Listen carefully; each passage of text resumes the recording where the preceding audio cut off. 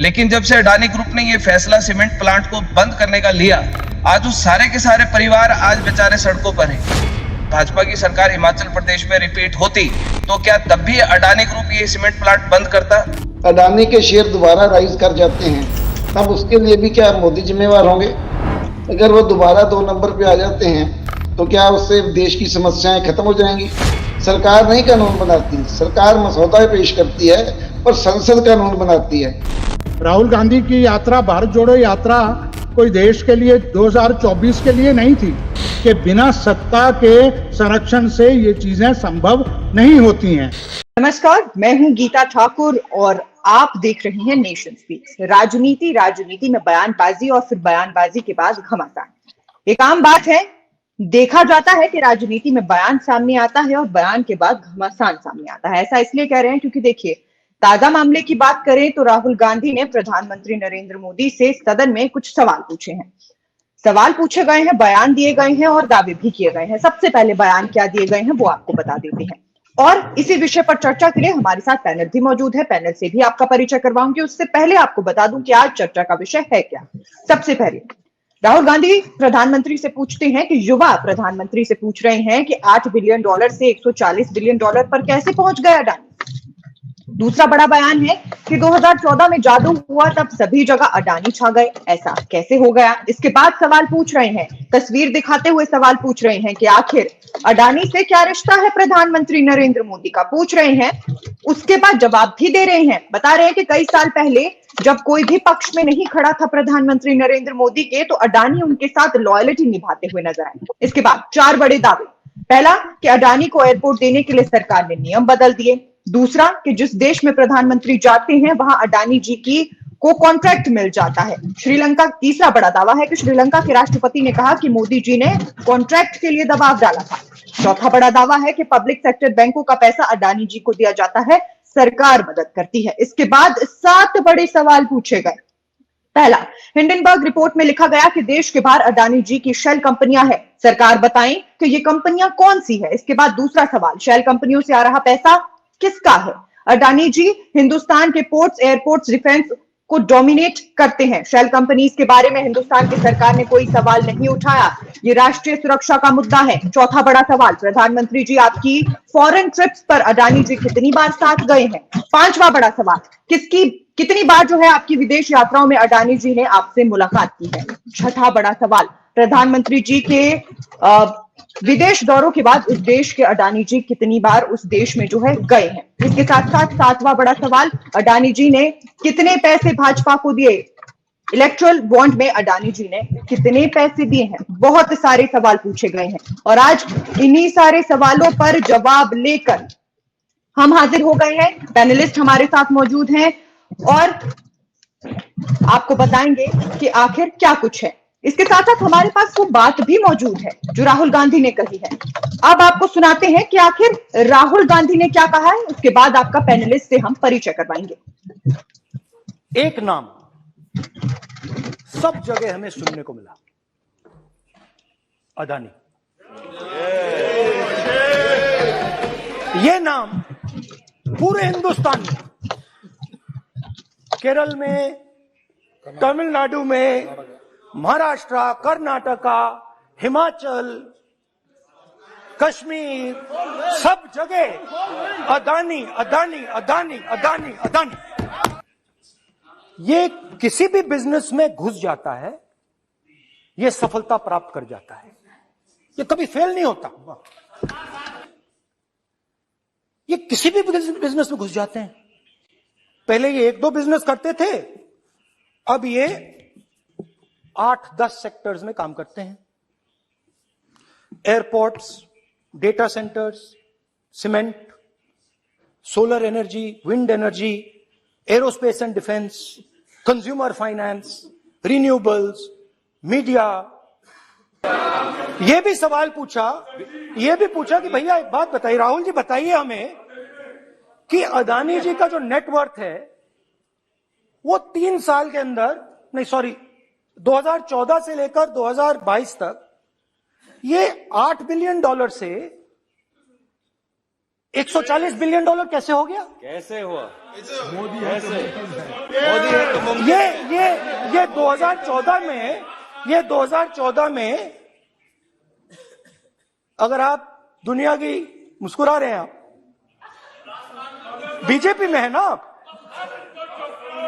तो ये लिस्ट आती है, एक लिस्ट आती है दुनिया के सबसे अमीर लोगों की। इस पे ये 609 नंबर पे थे 14 में।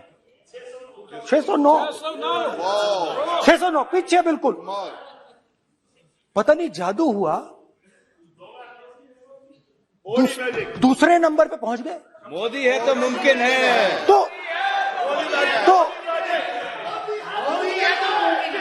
तो मुझसे पूछा यार, बहुत सारे लोगों ने पूछा कि भैया राहुल जी बताइए, हिमाचल में सेब की बात होती है अदानी जी, कश्मीर में सेब की बात होती है अदानी जी, पोर्ट्स की बात होती है अदानी जी, एयरपोर्ट की बात होती है अदानी जी, इंफ्रास्ट्रक्चर। अच्छा, हम सड़क पे चल रहे हैं, मैं पूछूं किसने बनाई? अदानी जी। तो लोगों ने यह भी पूछा कि राहुल जी, ये जो अदानी जी जो हैं, इनकी सफलता कैसे हुई? ये इतने बिजनेसेस में कैसे घुस गए? इतनी सफलता कैसे प्राप्त हुई? और सबसे जरूरी सवाल, इनका हिंदुस्तान के प्रधानमंत्री के साथ क्या रिश्ता है और कैसा रिश्ता है? देश जानना चाहता है, तो देश जानना चाहता है। ये देखिए रिश्ता, ये देख लीजिए प्लीज पोस्टर माननीय सदस्य पब्लिक में सर।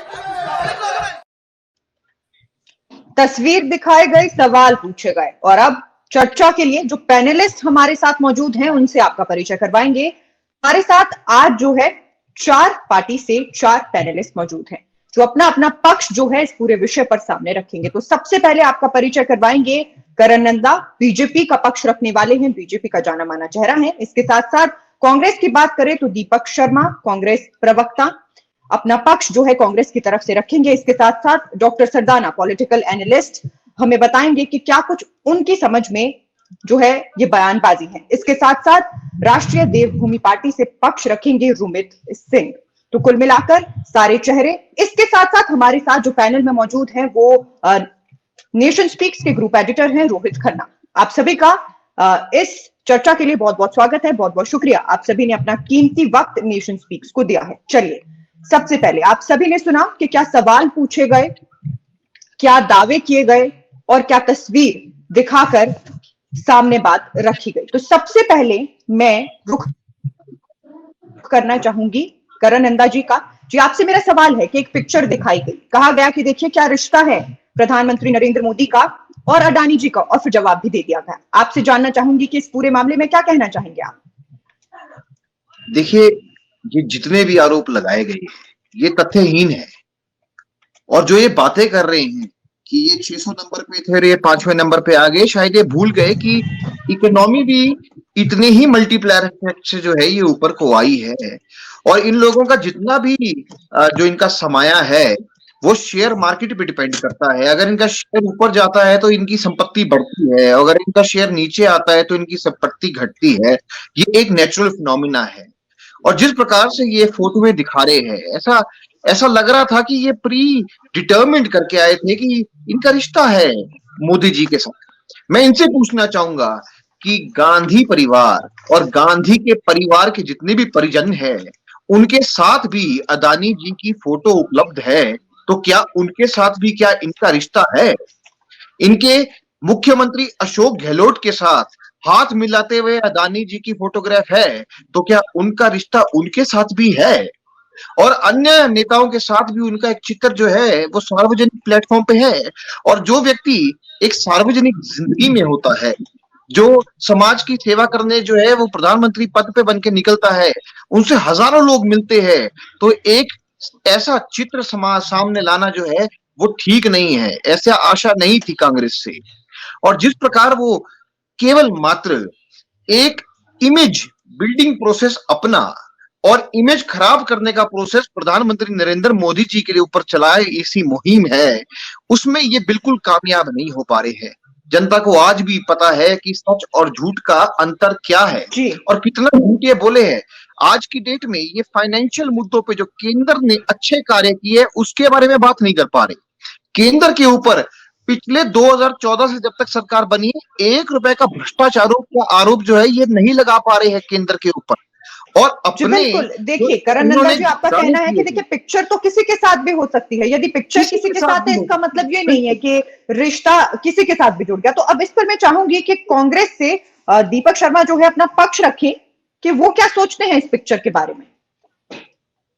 देखिए, बड़ी स्पष्ट है, आज विषय पर बहस हो रही है। मैं बीजेपी के अपने दोस्त जो हैं उनसे भी एक बात कहना चाहूंगा कि ये दुर्भाग्यपूर्ण है कि जो बात राहुल गांधी कह रहे हैं ये उस बात को नहीं समझ रहे हैं। ये देश की बात है, ये देश पूछ रहा है। और देश क्यों पूछ रहा है, इसके पीछे मूलभूत कारण है। देश की अर्थव्यवस्था से जुड़े कारण है, देश के किसानों से, बागवानों से जुड़े कारण है, दूसरे लोगों से जुड़े कारण है। एक व्यक्ति विशेष पूरे दुनिया में, हिंदुस्तान में इस तरह से आगे किया, आप समझते हैं आशीर्वाद के संभव होता और उसका असर क्या हो रहा है। अगर हिमाचल पर बात करें तो करण नंदा शायद हिमाचल से ही है जैसा मुझे ज्ञान है। अगर हिमाचल से हैं तो ये अडानी के पक्ष नहीं लेते। ऐसा लगता है कि बीजेपी अडानी के स्पोक्स पर्सन के रूप में काम कर रहे हैं। आप हिमाचल प्रदेश में देखिए, सेब बागवानों पर नुकसान पहुंचा है, जिस तरह से शोषण हुआ है उसके पीछे बहुत बड़ा कारण, एक कारण अडानी जी हैं। अगर हिमाचल प्रदेश में आप सीमेंट उद्योग की बात करें, पिछले 2 महीनों से भी ज्यादा समय से सीमेंट के कारखाने बंद हैं क्योंकि अडानी जी ने उनको लिया है।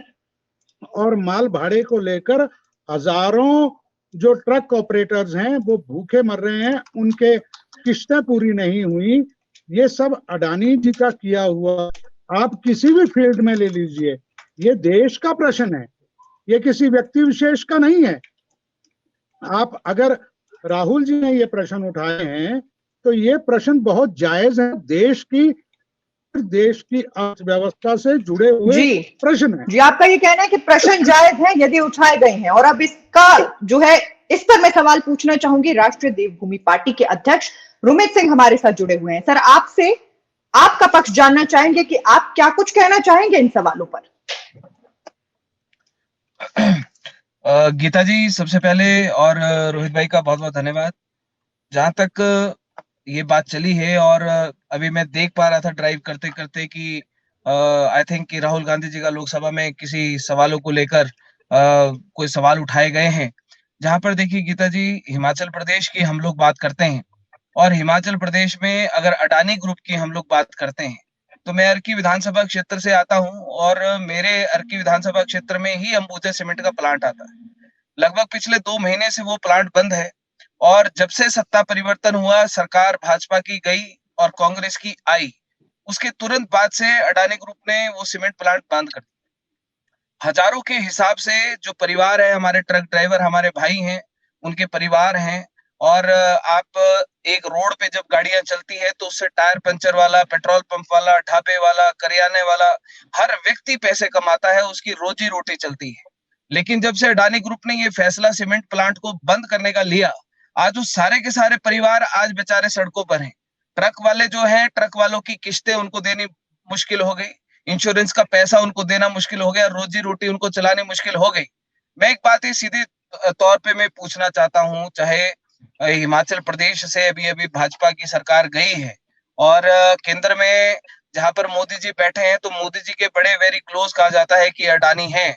मैं ये बात पूछना चाहता हूं कि अगर भाजपा की सरकार हिमाचल प्रदेश में रिपीट होती तो क्या तब भी अडानी ग्रुप ये सीमेंट प्लांट बंद करता कि या इसी तरीके से चालू रखता और हमारे लोगों को सड़कों पर लेकर आता? यहाँ पर जहां पर ये सवाल उठे हैं और लोकसभा के अंदर अगर राहुल गांधी ने ये सवाल उठाए तो इस बात का सवाल जवाब देना बनता है। और मेरा ये मानना है कि जहां पर मोदी जी का चेहरा ये सामने आया है, उनके थ्रू अडानी का चेहरा सामने आया है, 2024 में इनको बहुत बड़ा नुकसान इस बात का झेलना पड़ेगा।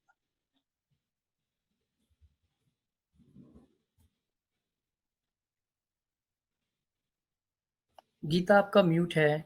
गीता आपका म्यूट है माइक। रिएक्शन चाहूंगी। क्या आप कहना चाहेंगे सर इस पर, क्योंकि ये जो फैक्ट्री विवाद है ये भी बहुत ज्यादा हिमाचल प्रदेश में देखने को मिला है, तो इस पर मैं चाहूंगी कि जो जवाब है वो बीजेपी से करण नंदा हमें दे, अपना पक्ष रखे। रुमित सिंह जी की तरफ से जो सवाल पूछे गए हैं उनका जवाब जरूर दें।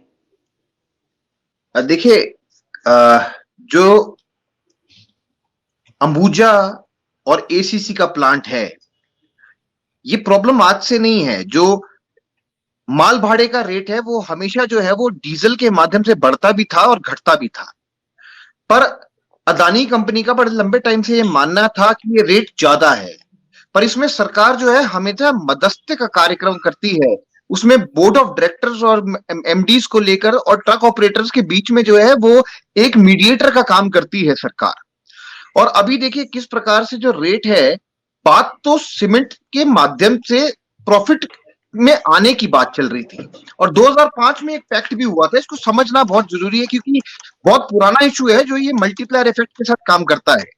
उसमें अदानी को जो है वो कंपनी के 514 हेक्टेयर जमीन भी दी गई थी, उसमें पाइप्स भी ले हुई थी और उसके बाद माइनिंग का भी काम था, और उसमें ट्रक ऑपरेटर्स के साथ एक समझौता भी हुआ था जिसमें इन्होंने ट्रक ऑपरेटर्स को काम देना था क्योंकि वो लैंड अफेक्टेड एरिया में थे। तो ये बहुत इंट्रिकेट इशू है।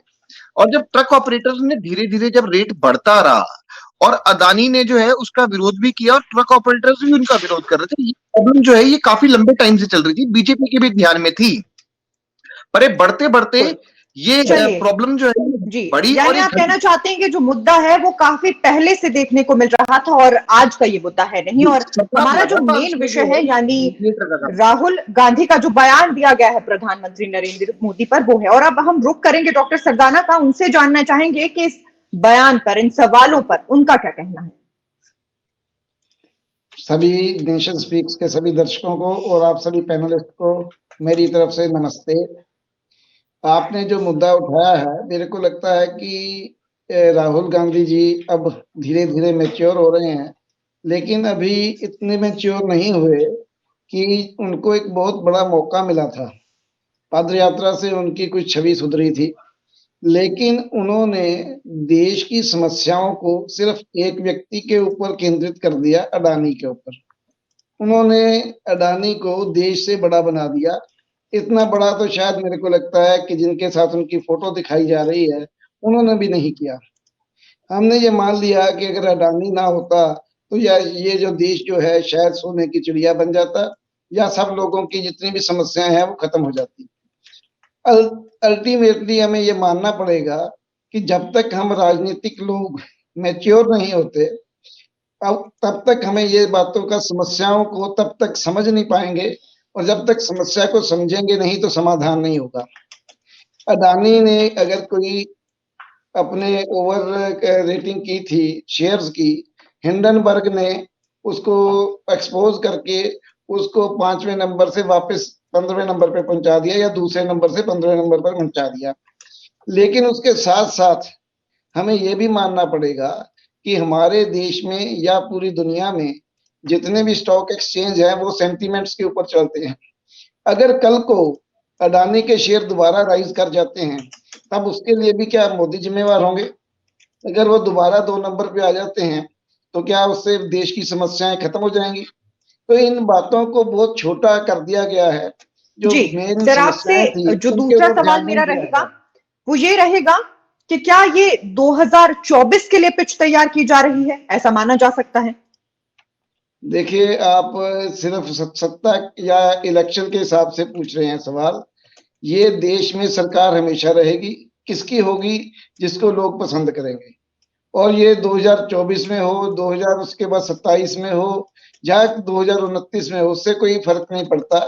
का टाइम कंटिन्यूस होता है, कंटिन्यूटी में होता है, पॉलिसीज कंटिन्यूटी में होती हैं। सरकार के बदलने से एक बजट आ गया, दूसरा बजट क्या पिछले बजट के साथ जुड़ा हुआ नहीं होता?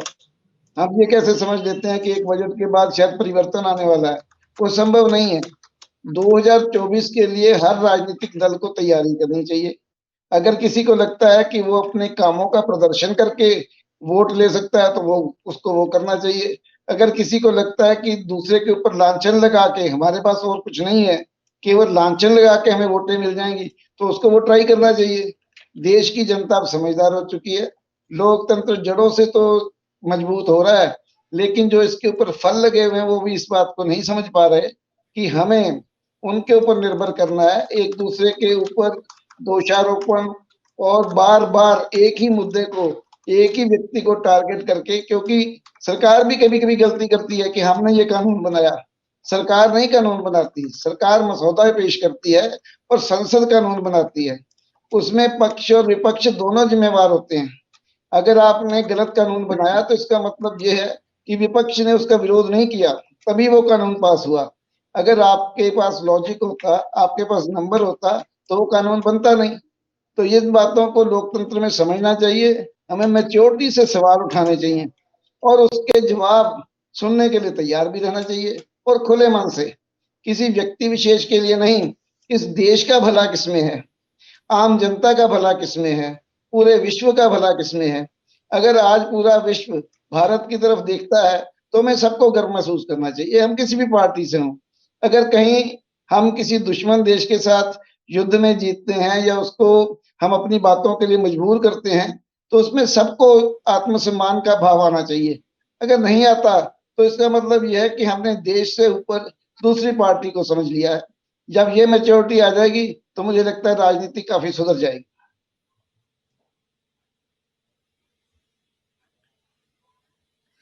जी, मुझे लगता है कि किसी टेक्निकल कारण की वजह से गीता नहीं है, लेकिन मैं जो कांग्रेस के हमारे यहाँ प्रवक्ता जुड़े हैं, मैं उनसे जरूर सवाल एक पूछना चाहूंगा नेशन स्पीक्स की तरफ से। सर, आपको लगता नहीं है कि राहुल गांधी जो अभी कल उन्होंने मुद्दे उठाए हैं, वो थोड़े ज्यादा प्रीमेच्योर मुद्दे हो गए, या फिर बिना सबूत के उनको कह सकते हैं कि बिना नोटिस के जो उन्होंने चीजें संसद में बोली हैं, कहीं ये कांग्रेस के लिए सेल्फ गोल तो नहीं साबित हो जाएगा? क्योंकि जिस तरह से आज प्रधानमंत्री बोल रहे थे, क्या लगता है आप? देखिए, मैं एक बात बड़ी स्पष्ट तौर पे आपसे कहना चाहूंगा। राहुल गांधी जी द्वारा जो भी विषय उठाए गए हैं और जो भी विषय वो उठाते हैं, उनका राजनीति से कुछ लेना देना नहीं है। वो देश की समस्याएं हैं, देश के प्रश्न हैं। यही तो दुर्भाग्य है देश का कि हर चीज को उस चीज से जोड़ा जाता है। अभी सरदाना जी कह रहे थे, मैं उनसे भी इस बात के लिए सहमत नहीं हूं। ये 2024 का प्रश्न नहीं है। राहुल गांधी की यात्रा, भारत जोड़ो यात्रा, कोई देश के लिए 2024 के लिए नहीं थी। ये जो भी प्रश्न उठे हैं, सर, आपको लगता है कि राहुल गांधी जी को लगा है क्या भारत अभी टूटा है क्या 2022-23 में? आपको नहीं लगता कि नहीं? पहले देखिए प्रश्न क्या है? प्रश्न है देश की मूलभूत जो समस्याएं हैं उनको उठाना और उनके ऊपर गंभीरता के साथ जो है वो देश के सामने प्रश्न हो। आज अगर राहुल गांधी देश के नौजवान की बात करते हैं, बेरोजगारी की बात करते हैं, महंगाई की बात करते हैं, ये जिस तरह से कॉलोनाइजेशन हो रहा है, पूंजीवाद की तरफ देश जा रहा है, उसकी अगर बात करते हैं, तो इसके ऊपर जो है किंतु परंतु की जगह हमें गंभीरता ये दिखानी होगी कि ये वाकई समस्याएं हैं या नहीं है। क्या कोई मुकर सकता है कि देश के मात्र 5 जो बड़े उद्योगपति हैं उनको 10 लाख करोड़ रुपए के जो आर्थिक सहायता और मदद दी गई है हिंदुस्तान सरकार द्वारा, बैंकों द्वारा? बताइए, राहुल गांधी किसान को बताइए, राहुल गांधी जी ने कल जो प्रश्न उठाए हैं कि प्रधानमंत्री जिस देश में जाते हैं वहां पे फिर अडानी जी चक्कर लगाते हैं, आप ये बताइए कि ये तो शुरू से चलता आया है। मनमोहन सिंह भी जब जाते थे तो बहुत सारे बिजनेसमैन साथ में जाते थे, वहां पे संभावनाएं तलाशी जाती हैं। तो उसमें सिर्फ एक अडानी को हाईलाइट करके, क्या अडानी इस देश के सिटीजन नहीं है? क्या उनके इस देश के विकास देखिए प्रश्न है, देखिए वो सिटीजन हैं, वो आगे बढ़े, लेकिन एकाधिकार बनाकर पूंजीवाद की तरफ एक व्यक्ति विशेष जो है, जैसे बताया गया 819 से दूसरे नंबर पे अगर पहुंच जाता है। मैंने पहले भी कहा, हमारा भी 40 साल का अनुभव है कि बिना सत्ता के संरक्षण से ये चीजें संभव नहीं होती हैं। हम तब इनको राहुल गांधी जी जिस चीज की शिकायत कर रहे हैं उसकी शिकायत कुछ इंडस्ट्रियलिस्ट करते या उनके कंपटीटर्स करते तो ज्यादा बेहतर रहता। देखिए वही तो बात है, मैंने कहा कि राहुल गांधी देश की हर उस समस्या के ऊपर चिंतित होकर अगर बात करते हैं, क्योंकि ये आदत नहीं है पॉलिटिशियन को। पॉलिटिशियन क्या चाहता है, उसको अच्छा लगे, इसको अच्छा लगे, इससे वोट मिले, उससे वोट मिले, वो मैं बात चाहूंगा कहो। नंदा जी react राहुल करें इस गांधी ने हमेशा वोटों पे आधारित बयानबाजी नहीं की है, वोटों पे आधारित राजनीति नहीं की है। ये करण जी। देश की पहली बार कांग्रेस की तरफ से ऐसा नेता की तरफ से हो रहे हैं कि वो राजनीति react के लिए नहीं कह रहे हैं। क्या कह रहे हैं? जी, मैं करण जी को कह रहा हूँ कि वो रिएक्ट करेंगे आपकी बात। जी देखिए, जितना भी ये मुद्दा सामने आया है और इसमें जितना भी हमने इसको स्टडी किया है, इसमें तथ्य नहीं है। और देखिए, मैंने ये जिस तरह एक फोटोग्राफ के ऊपर ये सिर्फ एक प्रूव करना चाहते हैं कि इनका रिश्ता प्रधानमंत्री के साथ है, वो गलत है। मैंने पहले भी गीता जी को बताया कि किस प्रकार से, देखिए, राहुल गांधी के जितना भी समस्त परिवार है उनके साथ भी अडानी का चित्र है और अशोक गहलोत के साथ भी है। तो चित्र लाना जो है वो सत्य का सत्यापन नहीं होता है। और मैं तो आपको बता रहा हूं कि 2014 से लेके इससे पूर्व में कांग्रेस पार्टी ने जब कॉमनवेल्थ घोटाला से लेके कोलगेट घोटाला से लेके सब घोटाले किए, वो घोटाले थे। और 2014 से लेके अभी तक केंद्र सरकार के ऊपर 1 रुपए का लांछन नहीं लग पाया है। केवल 2024 के चुनावों के लिए ऐसे मुद्दे को लाकर आप एक प्रधानमंत्री की छवि को खराब करने का प्रयास कर रहे हैं। आज प्रधानमंत्री ने देश को विश्व पटल पर बहुत आगे तक लेके गए। G20 की बैठक जो है वो पूरे हिंदुस्तान उसका अध्यक्षता कर रहा है, शंघाई कॉर्पोरेशन की अध्यक्षता कर रहा है। ये एक रूमित जी से रिएक्शन ले लेते हैं। रूमित जी, क्या लगता है आपको, संसद में एक फोटो दिखाने के बाद और क्या उस पे फिर प्रतिक्रिया देना और प्रधानमंत्री पे सवाल उठाना, आप एक पार्टी के अध्यक्ष भी हैं और एक अलग विचारधारा भी है, तो क्या लगता है कि एक फोटो के आधार पे एक देश के प्रधानमंत्री पे सभी सवाल उठ जाने चाहिए? रूमित जी। रोहित जी, देखिए, जहां पर बात फोटो की आती है तो चाहे देश का प्रधानमंत्री हो, चाहे किसी प्रदेश का मुख्यमंत्री हो, चाहे किसी भी स्तर के कोई बड़े नेता होते, जहां पर बिजनेसमैन की बात आती है तो बिजनेसमैन के रिश्ते वो मुख्यमंत्री के साथ भी होते हैं, मंत्री के साथ भी होते हैं। और जहां पर देश के बड़े उद्योगपतियों की बात आती है तो उनके रिश्ते प्रधानमंत्री के साथ भी होते हैं और अन्य जो सरकार में जो मेन ओहदों के ऊपर जो लोग बैठे हैं उनके साथ भी होते हैं। क्यों? क्योंकि जब देश के विकास की या प्रदेश के विकास की बात आती है तो औद्योगिक क्षेत्र को बढ़ावा देकर ही हम लोग विकास को एक सही पटल पर हम लोग लाने का काम करते हैं। तो जहां पर फोटो की बात आती है तो देखिए, मेरी क्योंकि मैं एक अलग विचारधारा से आता हूँ, मेरी पार्टी एक अलग विचारधारा से आती है, तो मेरा ये मानना है कि फोटो तो किसी के साथ भी हो सकती है, किसी के साथ भी आप खिंचवा सकते हैं फोटो। फोटो के आधार पे सवाल जवाब होना, और जहां पर भाजपा कांग्रेस की बात आती है, मैं इन दोनों को बिल्कुल भी अलग अलग नहीं मानता हूं। मैं इन दोनों को हमेशा एक ही मानता हूं। ये दोनों एक है, दो जिस्म एक जान है, दिखते अलग है लेकिन जान एक ही है, क्योंकि एक दूसरे को पूरा करते हैं, हर बात में पूरा करते हैं।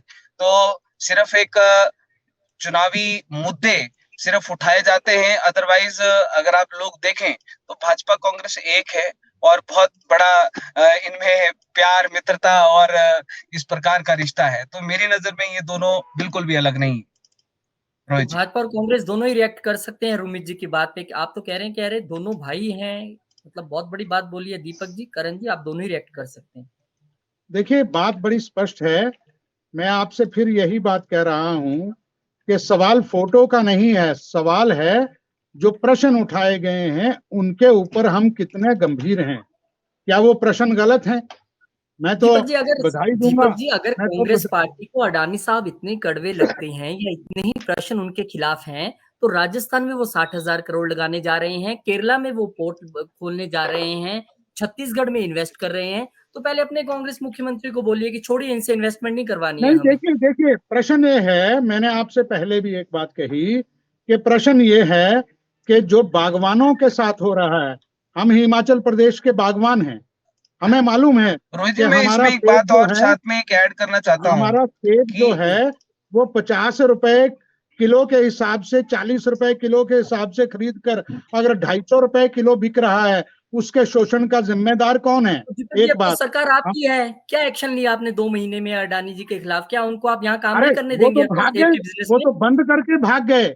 हमने उसके खिलाफ धरने दिए, हमने जब हमारी सरकार नहीं आप थी मेरे तब को भी बात धरने दिए, बताइए, और उनकी आज रोहित जी हम मैं फिर एक करें। बात बोलूं, चले गए, आपको तो खुश होना चाहिए, अडानी चले गए आपके प्रदेश से, रोहित जी मैं फिर एक बात क्यों बुला बोलूं, रहे हैं उनको? बात अडानी की नहीं है, बात ये है कि जो किसानों, सुमित जी आप बागवानों बोल सकते हैं। और ट्रक ऑपरेटर्स के साथ हो रहा है, उनके कौन सहन करेगा, उनकी जो दुख है उसको कौन जो है वो उसको जी। पहचानेगा। रुमित मैं जी तो कुछ बधाई बोलेंगे फिर दूंगा सरदाना करण जी नंदा के जी को, बाद।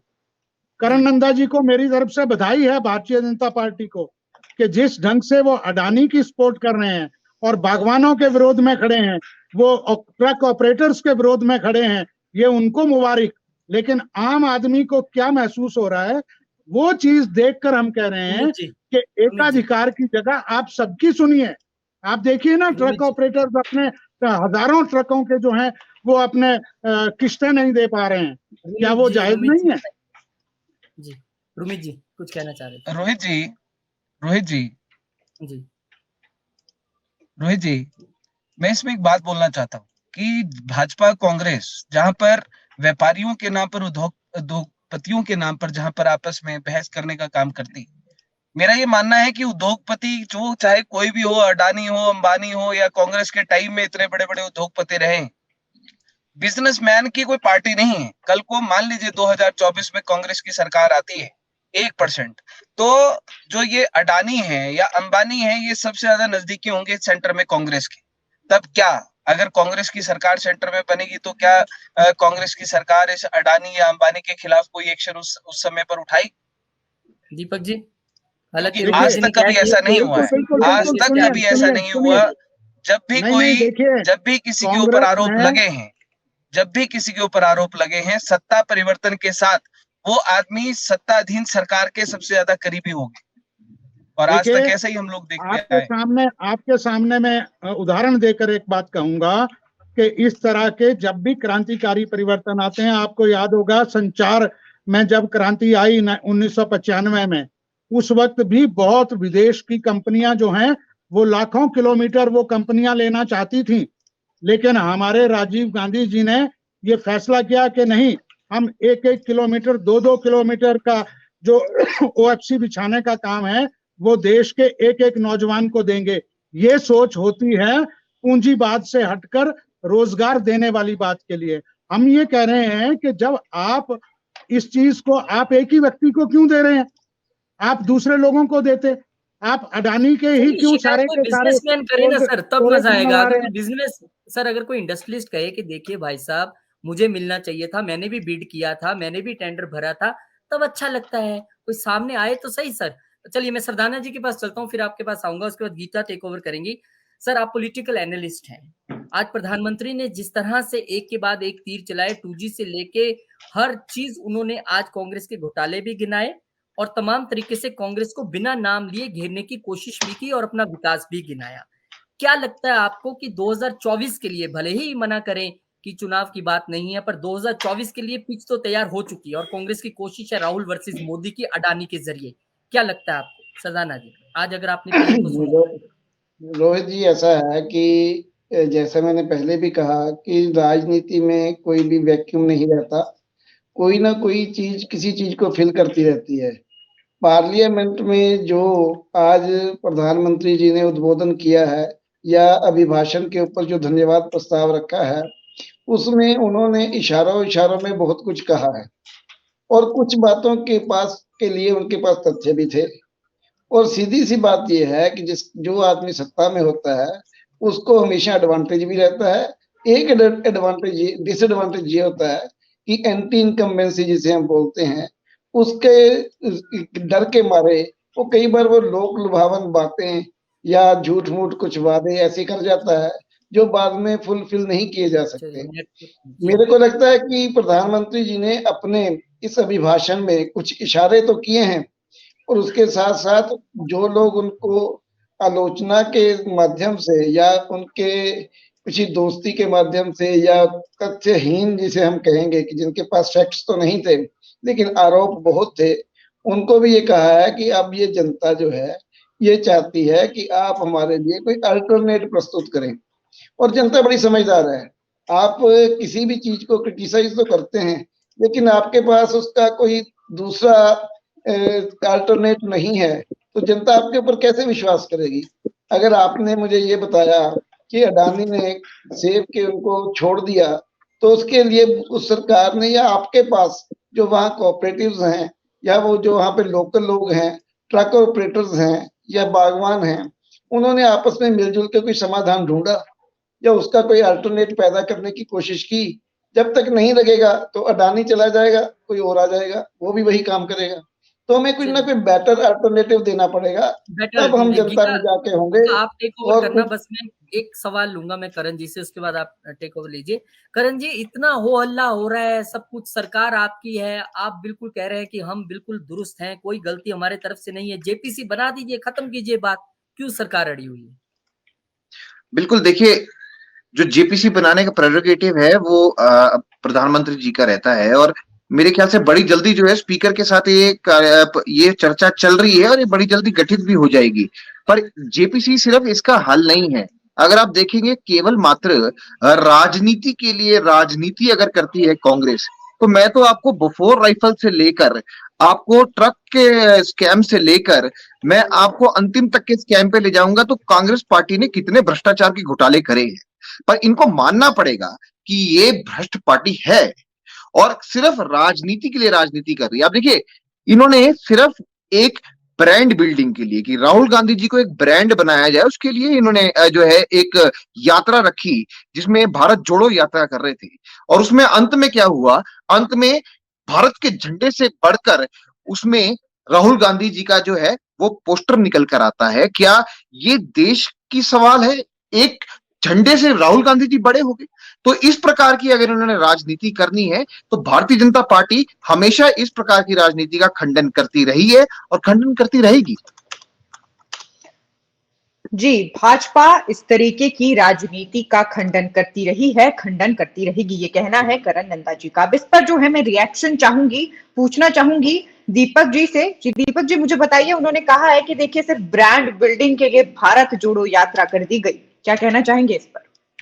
देखिए, भारतीय जनता पार्टी जो मर्जी कहती रहे, कांग्रेस राहुल गांधी के नेतृत्व में राजनीतिक उद्देश्य से नहीं, देश की तासीर के लिए जो अहम मुद्दे हैं उनको उठाती रहेगी, चाहे इसमें हमें राजनीतिक घाटा हो चाहे फायदा हो। लेकिन आम आदमी की, चाहे बेरोजगारी की बात है, महंगाई की बात है, पूंजीवाद के क्षेत्र में अडानी जैसे लोगों को आगे बढ़ाने की बात हो, या कोई भी जन समस्या है, उसके प्रति हम जो है अपना दायित्व समझते हैं। ये देश के प्रति ये कांग्रेस की विचारधारा में है कि हम अपनी उस विचारधारा के तहत अपने दायित्व से पीछे नहीं हटेंगे। हम उसके बारे में बातचीत करते रहेंगे, आवाज उठाते रहेंगे। सरकारें आती हैं, सरकारें जाती हैं, इसकी बने उसकी बने, लेकिन जो मूलभूत समस्याएं हैं उनके प्रति जो राजनीतिक दलों का दायित्व है उससे हम पीछे नहीं हटेंगे, ये हम कहना चाहते हैं। जी, और इसी पर अब मैं चाहूंगी कि रुमित जी अपनी प्रतिक्रिया दे कि देखिए भारत जोड़ो यात्रा को लेकर राष्ट्रीय देवभूमि पार्टी का क्या कहना है। गीता जी, देखिए, मैं अभी दीपक शर्मा जी ने जितनी सारी बातें कही, पूरे हिमाचल प्रदेश में हमारी पार्टी एक ऐसी है कि जो एक अलग विचारधारा से आती, और वो विचारधारा है समानता की। जहां पर अभी शर्मा जी ने बातें करी कि हम बेरोजगारी, युवा, महंगाई, इन मुद्दों के ऊपर हम लोग बात करते हैं, हमारी पार्टी बात करती है और आज तक बात करती आई है। हम वोट के लिए राजनीति करने नहीं आए। मैं शर्मा जी को भी एक बात कहना चाहता हूँ, साथ में करण नंदा जी भी साथ में जुड़े हैं, मैं उनसे भी ये बात कहना चाहता हूँ कि जब आप युवाओं की बात करते हैं, जब आप बेरोजगारी की बात करते हैं, जब आप देश को सोने की चिड़िया बनाने की बात करते हैं, जब आप देश के विकास की बात करते हैं, तो आप एक क्यों बात भूल जाते हैं कि अगर ये देश, अगर ये आज ये प्रदेश अगर पीछे है तो आप लोगों की नीतियों, आप लोगों की योजनाओं की वजह से पीछे है।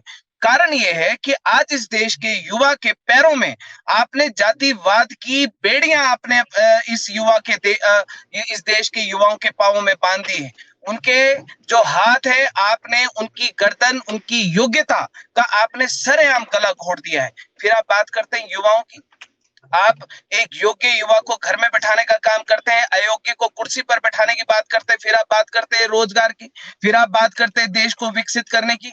अगर आप बात करते हैं कि हाँ जी हम जातिवाद से ऊपर उठकर हम लोग अपनी पार्टी में बात करते हैं, फिर अगर भाजपा अगर हिंदुत्व की बात करती है तो हिंदुत्व को खंड खंड में विभाजित करने का काम क्यों करती है?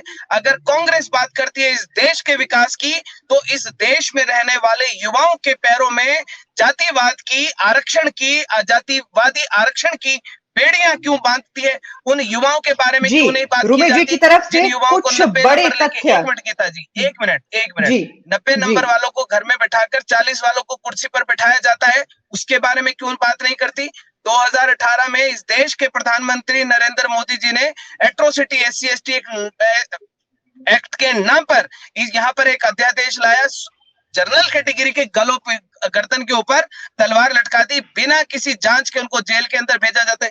क्यों बात नहीं की जाती? उस देश के लोग नहीं, या वो जिन युवाओं का भविष्य खराब हो रहा है इस आरक्षण की वजह से, क्या वो युवा इस देश का भविष्य नहीं है?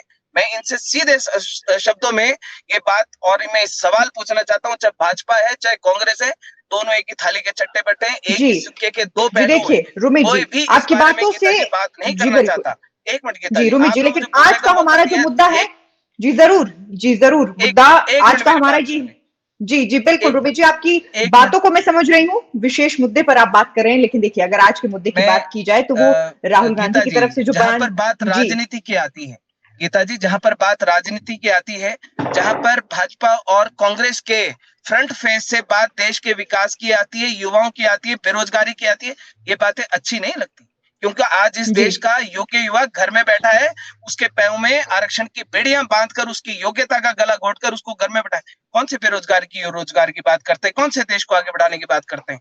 अगर जी अब इस पर देखिए रुमेश जी, आपकी बातों को मैं समझ गई हूँ, आपके कहने का ये मतलब है कि देखिए युवाओं को रोजगार की बात की जाती है, धर्म के नाम पर एक साथ आगे होने की बात की जाती है, लेकिन देखिए आज हमारा जो मुद्दा है वो ये है कि राहुल गांधी ने जो प्रधानमंत्री से सवाल पूछे हैं, तो देखिए अब क्योंकि कांग्रेस कह रही है कि जेपीसी बना दीजिए, जेपीसी के बाद क्या कांग्रेस सेटिस्फाई होने वाली है? ये सवाल मेरा है दीपक जी से। दीपक जी, जेपीसी बनाने की मांग की जा रही है, अगर जेपीसी बन जाएगी तो क्या कांग्रेस सेटिस्फाइड है? देखिए बात यह है, संसद में देश के सामने जो है वो इस सरकार का दृष्टिकोण समझ आना चाहिए। जेपीसी से सभी सामूहिक तौर पर उस चीज के बारे में बिल्कुल देख सकते हैं। जेपीसी गठन होने से ये नहीं है कि वो समस्या खत्म हो जाएगी। हमारी मूलभूत समस्या ये है कि कहीं पे भी एकाधिकार नहीं बनना चाहिए, उस एकाधिकार को खत्म करना चाहिए। जहां तक अभी रोमित जी ने बातें कही, मैं विषय से बाहर नहीं जाना चाहूंगा, मैं इनको बस इतना ही कहूंगा कि धूप में निकलो, घटाओं में नहाकर देखो, जिंदगी क्या है, लफाजेबाजी से बाहर निकल कर देखो। क्योंकि अगर गजल में बंदिशो अल्फाज ही नहीं काफी, जिगर का खून भी चाहिए असर के लिए। ये भाषणबाजी करके नहीं, आपको जो है वो लोगों को डिलीवर करना पड़ता है। आप अगर इस तरह से अपने आप को पेश करके कहेंगे ये भी गलत है वो भी गलत है, आपके पास क्या है देश को देने के लिए?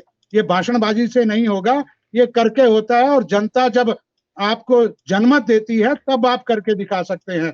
बिना जनमत के ऐसी बातें कहकर कि ये भी चट्टे बट्टे हैं, ऐसा कहकर आप देश को भ्रमित नहीं कर सकते, प्रदेश को भ्रमित नहीं कर सकते, ये मैं कहना चाहता हूँ। जी, तो आपके कहने का ये मतलब है कि बातें की जा सकती हैं, लेकिन बातों को सच सिद्ध करना काफी मुश्किल होता है।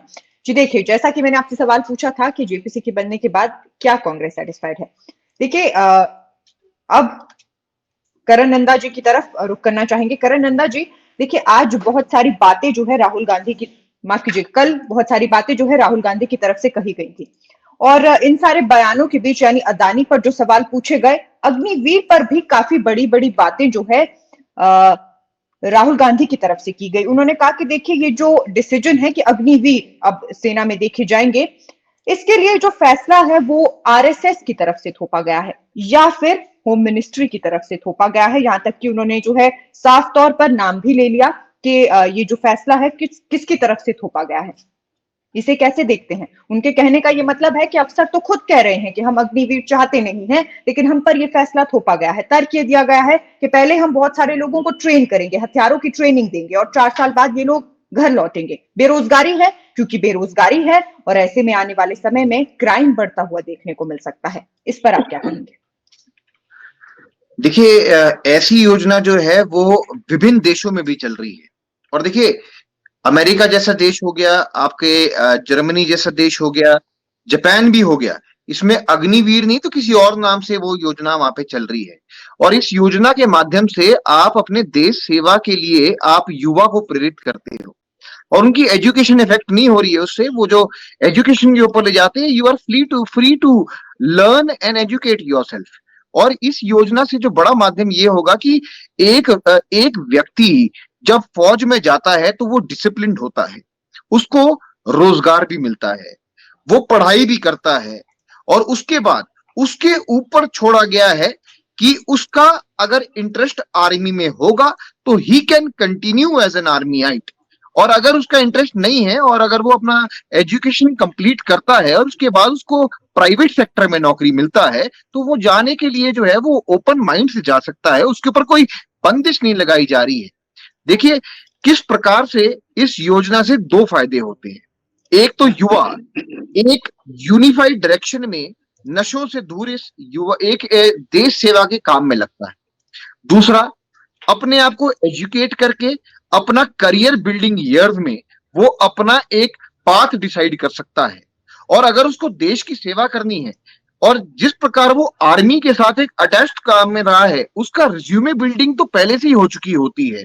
और जब वो कहीं नौकरी मांगने जाएगा, लेकिन या करण जी, नौकरी के लिए एक अप्लाई करेगा, राहुल गांधी की तरफ से एक बात कही गई है। उन्होंने कहा है कि देखिए, जब प्रधानमंत्री ने इसके बारे में जानकारी दी थी तो उनकी स्पीच में ये इंक्लूडेड ही नहीं था कि आखिर ये स्कीम यानी अग्निवीर आई कहां से है। देखिए, अग्निवीर सबऑर्डिनेट सर्विस सिलेक्शन जो इनका था, उसमें एक मॉडिफिकेशन मॉड्यूल है। ये पहले से स्कीम चली आ रही थी, उसमें सिर्फ मॉडिफाई किया गया है। उसमें मॉडिफाई सिर्फ ये है कि जो बेनिफिट्स आर्मी के बाद में मिलते थे और कैंटीन्स के माध्यम से जो है ये अपना कुछ चीजों का ये खरीद फरोख्त कर सकते थे, वो चीज इसके अंदर नहीं है। पर फाइनेंशियल बेनिफिट्स जो है वो सारे उनको मिल रहे हैं, और उसके अंदर सेविंग से लेके और उनका पैसा डबल भी होता है। That all is there. But ये सिर्फ एक स्कीम मॉडिफिकेशन करके जो है उसका नाम बदल के आपका अग्निवीर आया सामने, और उसको एक नए सिरे से जो है वो युवाओं के बीच में ले जाया कि उसका क्रेज बढ़े और युवा उसके अंदर बढ़ चढ़ के भागे। गीता, मैं एक बार क्योंकि सरदाना जी अग्निवीर से एक सवाल पूछना चाहूंगा। एक सरदाना जी से जी मैं सवाल पूछूंगा क्योंकि वो एज ए पॉलिटिकल एनालिस्ट बैठे हैं। सरदाना जी, आपको क्या लगता है कि राहुल गांधी ने भारत जोड़ो यात्रा की, बहुत सारे दिन, बहुत हजारों किलोमीटर वो पैदल चले हैं, तमाम स्टेट्स में वो गए हैं, और इसके बाद उनकी एक ब्रांड बिल्डिंग हुई थी, लेकिन आपको लगता है कि कल के बयान के बाद राहुल गांधी की छवि और मजबूत हुई है या कम हुई है? जो आज पीएम ने काउंटर बयान दिया है उसके बाद आपकी क्या असेसमेंट है, बीइंग ए पॉलिटिकल एनालिस्ट, कि राहुल वर्सेस मोदी के इस जो सारी दुनिया देख रही है, हम कहेंगे कम से कम भारत देख रहा है, उसमें दोनों कहाँ स्टैंड कर रहे हैं इस वक्त? देखिए, बात आपने राजनीति के हिसाब से करी है, तो मैं राजनीतिक एंगल से दो तीन तरीके से इसको देखना चाहूंगा। जहां तक भारत जोड़ो यात्रा है, उसको मैं ये नहीं कहूंगा कि ये गलत की गई है। ये यात्रा बिल्कुल ठीक की गई है। इसका जो नाम रखा गया वो भी ठीक रखा गया है, भारत जोड़ो यात्रा। मतलब ये नहीं होता कि भारत टूट गया है, मतलब यह है कि भारत के जो लोग हैं आपस में जुड़ के रहें, उसका उद्देश्य था। अब उसको दूसरे तरीके से देखने का एंगल है कि जब आप एक राजनीति में हैं और राजनीति में आने के बाद आप ये एक बात कहते हैं कि मेरा इसके ऊपर कोई राजनीतिक एंगल नहीं है, तो ये बड़ी मतलब जिसे मैं कहता हूँ दूसरे व्यक्ति को मूर्ख समझने वाली बात होती है। बल्कि छाती ठोक के कहना चाहिए कि ये मैं राजनीति के लिए कर रहा हूँ और इसके माध्यम से मैं वोटों को मोटिवेट करूंगा। अच्छे काम से भारत को जोड़ के अगर आपको वोटें मिलती हैं तो आप इस बात से इनकार क्यों करते हैं? ये बहुत बड़ी मैच्योरिटी है। राजनेता ही ये कहते हैं कि हम राजनीति नहीं करेंगे। अगर राजनेता राजनीति नहीं करेंगे तो क्या वो क्या करेंगे? वो क्या कहते हैं, मंदिर के पुजारी का काम करेंगे, या वो व्यापारी का काम करेंगे, या वो कोई और काम करेंगे? राजनीति कोई बुरी चीज नहीं है। राजनीति के ऊपर बहुत कुछ निर्भर करता है और हर चीज वोट के लिए की जाती है। इस बात को हमें मान लेना चाहिए, और जो व्यक्ति खुले मन से मानेगा वो व्यक्ति राजनीति में स्वच्छ छवि वाला बनता जाएगा। आप अपनी एम को, अपने उद्देश्य को छुपा के क्यों कहना चाहते हैं कि इसके पीछे राजनीतिक उद्देश्य नहीं है? इसके बाद आपका सवाल आ गया कि जो उन्होंने कहा और उसके बाद जो प्रधानमंत्री ने उसको काउंटर किया, उसमें मैं ये कहूंगा कि वहां पे राहुल गांधी चूक गए। जहां उन्हें अपनी यात्रा का फायदा उठाने का पूरा मौका मिला था, प्रधानमंत्री ने उनके कुछ ऐसे जो उनसे, जिसे हम ये कहेंगे बचकाना बयान थे या उनका विषय से दूसरी तरफ चले जाना है, उसको उसकी बाल के ऊपर छक्का मार दिया है। और वो जो लाभ उनको मिल सकता था, वो सारा का सारा लाभ प्रधानमंत्री ने आज अपने बयान से उसको ध्वस्त कर दिया है। अब राहुल गांधी जी को, कांग्रेस को, विपक्षी दलों को ये मानना चाहिए कि केवल बयान से या अपने उद्देश्य को छुपा के की गई बात, दूसरे के ऊपर लांछन लगा के की गई बात ज्यादा इफेक्टिव नहीं होती। 2024 से आते आते हो सकता है मोदी जी भी 2-4 गलतियां कर जाए और उसका बेनिफिट जो है दूसरे विपक्षी दलों को मिल जाए। लेकिन अगर आज की डेट में मैं देखूं तो मुझे लगता है कि मोदी जी का हाथ बहुत ऊपर है और 2024 उनके लिए एक उनकी पिच पे खेलने वाली बात हो जाएगी। जो भी खेलेगा उन्हीं की पिच के ऊपर आके खेलेगा और उसका फायदा उन्हें मिलने वाला। जी, यानी 2024 में जो पिच है वो प्रधानमंत्री नरेंद्र मोदी की है और जो भी खेलेगा उनके साथ खेलेगा। तो ऐसे में इससे पहले कि मैं सभी से क्लोजिंग स्टेटमेंट्स लूं, मैं रुक करना चाहूंगी कांग्रेस से दीपक जी की तरफ। दीपक जी, आपकी क्या प्रतिक्रिया है? पिच प्रधानमंत्री नरेंद्र मोदी की है, जो भी खेलेगा प्रधानमंत्री की पिच पर खेलेगा, क्या कहना चाहेंगे? देखिए, बात बड़ी स्पष्ट है कि देश का ये दुर्भाग्य है कि हर चीज को राजनीति से जोड़कर देखा जाता है। अभी सरदाना जी ने कहा कि उनको खुल के कहना चाहिए कि नहीं, मैं राजनीति कर रहा हूं। मैं इस चीज से इसलिए सहमत नहीं हूं।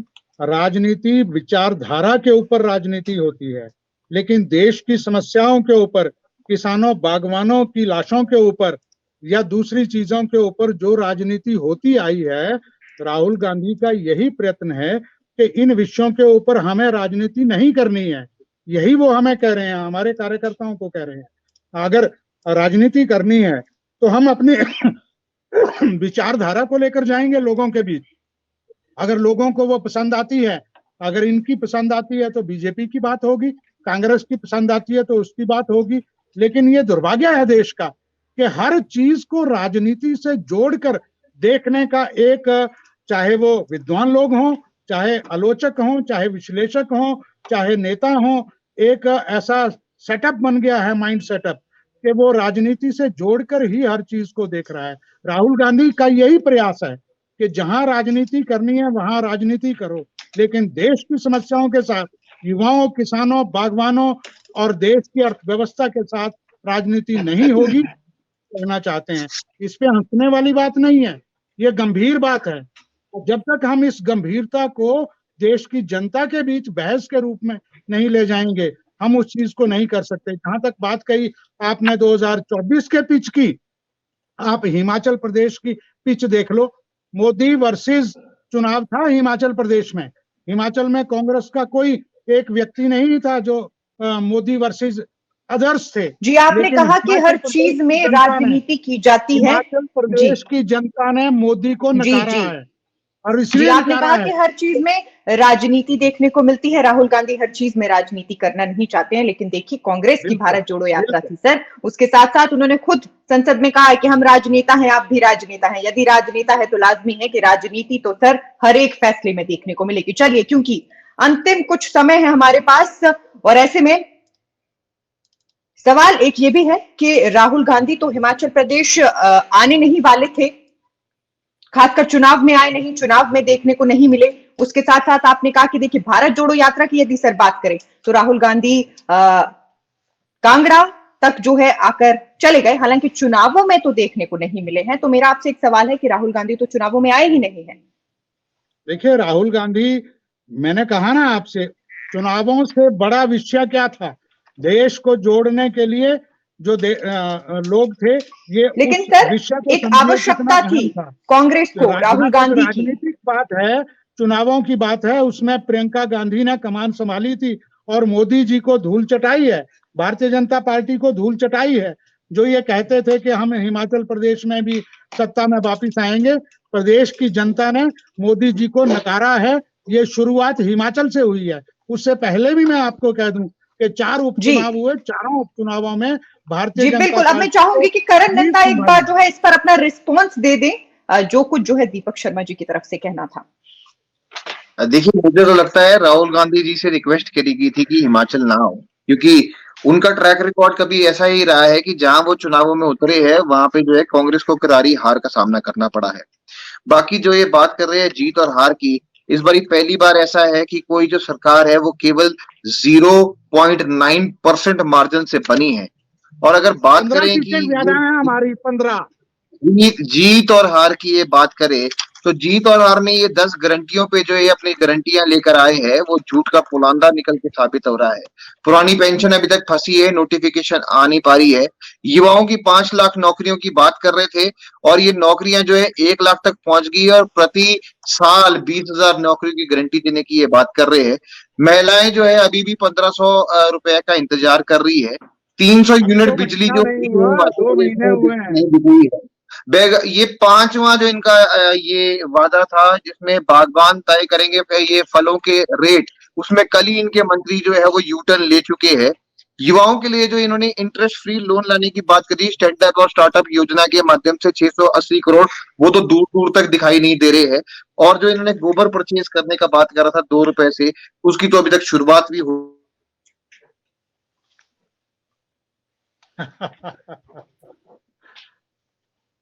जी चलिए, क्योंकि सभी की तरफ से जो है अब मैं चाहूंगी कि क्लोजिंग स्टेटमेंट्स मुझे देखने को मिले।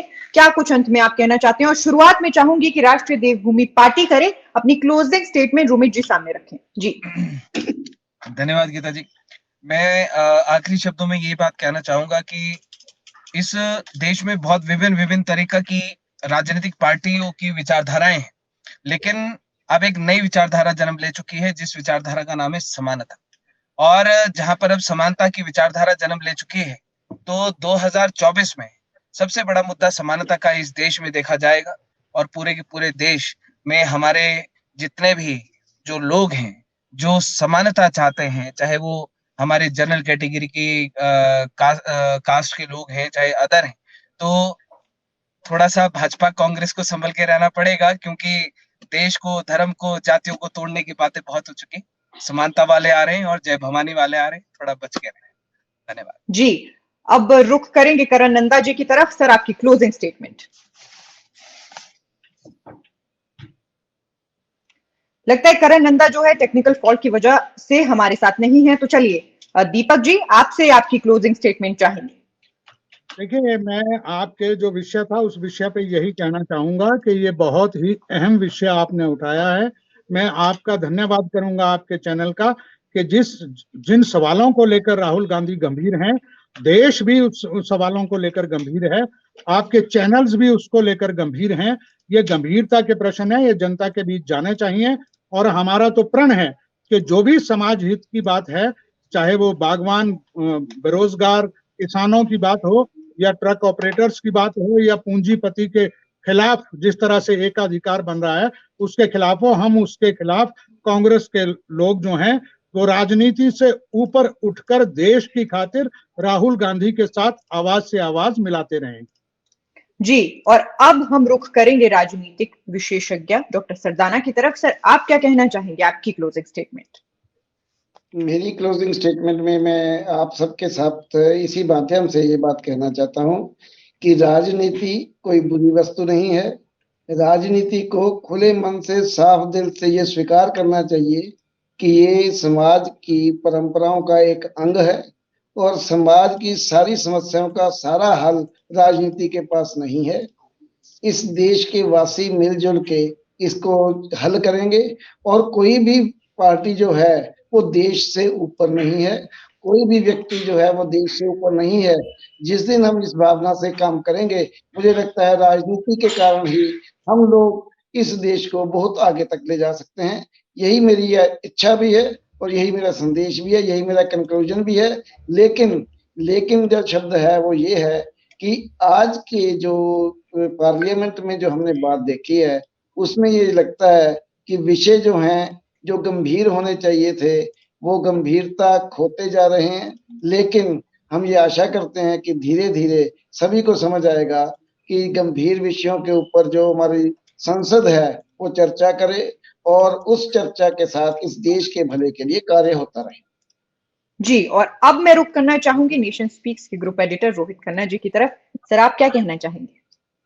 जी गीता, मैं ये कहना चाहूंगा कि 2024 का जो फाइनल मैच होना है ना क्रिकेट का, उसके लिए पिच तैयार हो चुकी है। वो आपने देखा होगा, जब मैच होता है उससे पहले स्टेडियम में पिच तैयार होती है, ऊपर रोलर घुमाया जाता है पूरी तरह से, पिच के एक्सपर्ट्स आते हैं, चेक करते हैं और फिर मैच शुरू होता है।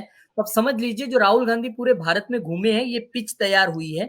अब उसका सेमीफाइनल मैच जो है, इस साल 9 राज्यों के चुनाव हैं और उसकी पहली गेंद राहुल गांधी ने कल लोकसभा में फेंकी है और पीएम ने आज उस पर शॉट खेला है। तो कितने रन बने हैं, क्या डिसीजन आया है, इसका फैसला हम जनता पे छोड़ते हैं। जी, तो फैसला अब जनता पर है कि 2024 में ये जो पिच तैयार हुई है, पिच किसकी है, खेलने कौन वाला है और जीतने कौन वाला है। चलिए, इसी तरीके की चर्चा के साथ नेशन स्पीक्स रोज ही हाजिर होता है। 5 बजे चर्चा शुरू होती है, अलग अलग विषय लेकर आते हैं और अलग अलग विषय पर आपको जानकारी देने की कोशिश करते हैं। तो ऐसे में आप सभी से दरख्वास्त है कि ऐसे ही बने रहिए नेशन स्पीक्स के साथ, ऐसे ही प्यार नेशन स्पीक्स पर जो है जताते रहिए। सभी का बहुत बहुत शुक्रिया, जितने भी हमारे पैनलिस्ट हैं, आप सभी का बहुत बहुत शुक्रिया कि आप नेशन स्पीक्स की इस डिबेट में जुड़े। और वैसे ही शुक्रिया है हमारी जनता का, जिन्होंने पेशेंटली पूरी डिबेट को सुना है। बहुत बहुत शुक्रिया सभी का। कल मुलाकात होगी एक नई बहस के साथ। धन्यवाद।